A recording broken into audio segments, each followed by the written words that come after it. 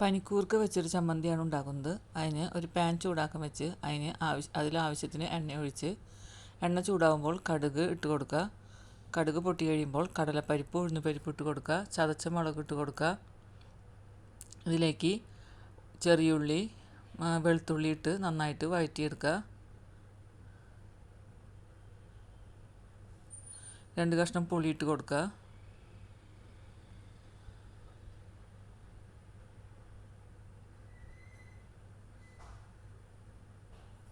ഇതിലേക്ക് പനിക്കൂർക്കയുടെ ഇല ഇട്ട് കൊടുക്കുക.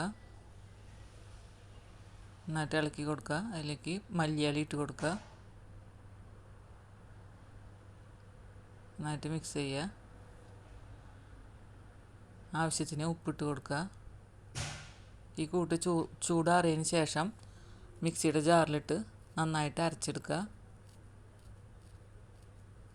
രുചികരമായ പനിക്കൂർക്ക ചമ്മന്തി റെഡിയായി.